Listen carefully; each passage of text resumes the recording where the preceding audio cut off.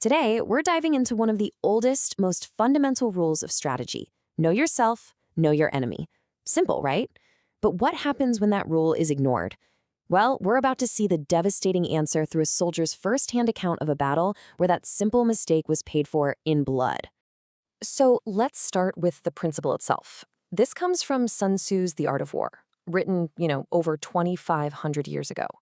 And this isn't just some abstract military theory. It's a cornerstone of everything from business strategy to, heck, even personal development. On the surface, it feels like common sense, doesn't it? But that simplicity is exactly what makes it so dangerous. Today, we're going to see through the eyes of a soldier on the front lines what the real life-or-death price is for underestimating this ancient piece of wisdom. Okay, so let's really break this down. What did Sun Tzu actually mean by this? And why was it so incredibly important to him? The whole idea is pretty straightforward. True success comes from a dual understanding. It's not enough to just know your own strengths and weaknesses. You have to have just as deep an understanding of your opponent. And Sun Tzu, well, he was so precise that he actually laid out the exact odds of success based on what you know and what you don't. And this is where it gets incredibly stark. Sun Tzu lays it out almost like a formula. If you know both sides of the equation, yourself and the enemy, you're going to be fine.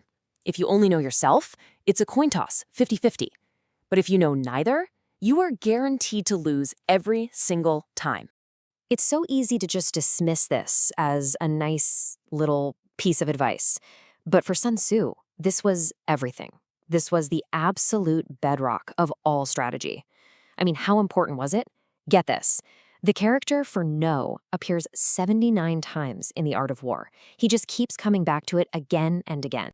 And this isn't just some ancient history lesson. Leaders throughout time have zeroed in on this. Mao Zedong himself stressed that this single sentence is where all strategic decisions begin. It's not a suggestion, it's the price of entry. And here's the crucial point. Ignoring this rule isn't just a simple mistake. It can be a fatal one, which brings us to a specific, absolutely tragic example from a battle in February 1979, where this simple rule was completely and disastrously overlooked.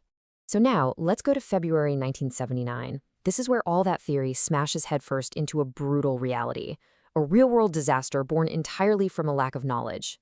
You have to understand, the stage was set for failure long before the first shot was even fired. Because of a long history of friendly relations, there was basically zero intelligence on the opposing force.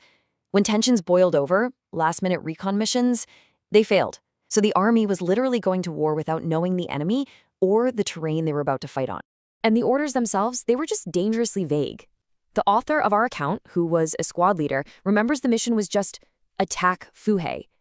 But where was it exactly? How many enemy soldiers were there? How were they deployed? No one knew. They were literally sent into enemy territory to find their own objective. And that question right there gets to the very heart of the problem.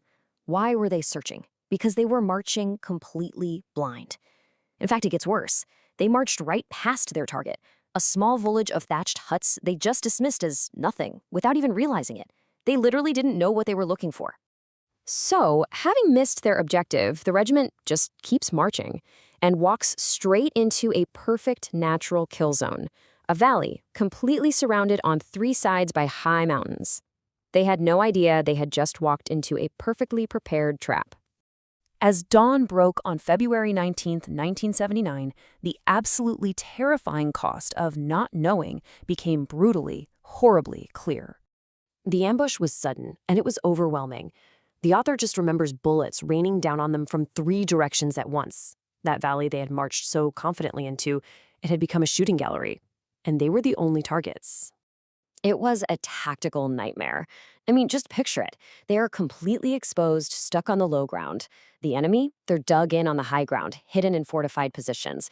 So even with more soldiers and better firepower, their casualties started mounting fast. How do you fight an enemy you can't even see? Penned down, totally desperate, the commander gave the author what was basically a suicide mission. His weapon, a flamethrower, had a range of maybe 20 or 30 meters. The enemy was hundreds of meters away. The order was to advance, under fire, to spray a few shots, and basically act as a human flare to draw fire and reveal the enemy positions.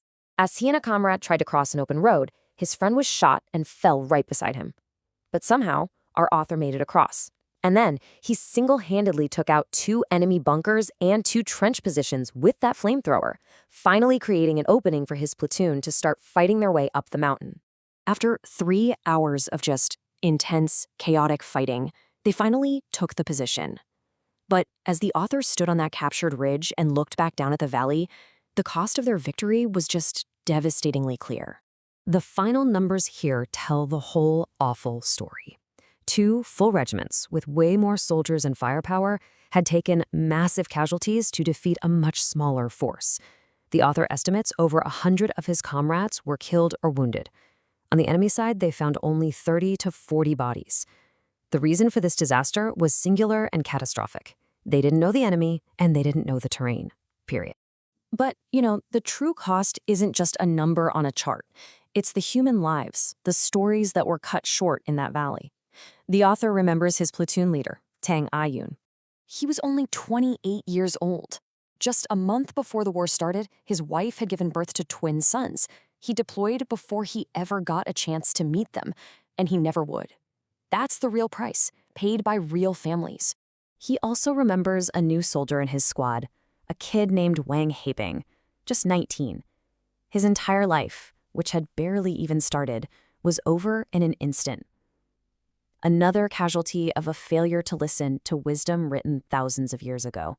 The author's final thought here is really the most powerful summary you could ever have. That simple sentence from Sun Tzu isn't some abstract theory. It is a profound, blood-soaked lesson. It's a reminder of the incredible responsibility we have to value human life, a lesson that is just as vital today, whether it's on a battlefield, in a boardroom, or in our own lives, as it was 2,500 years ago.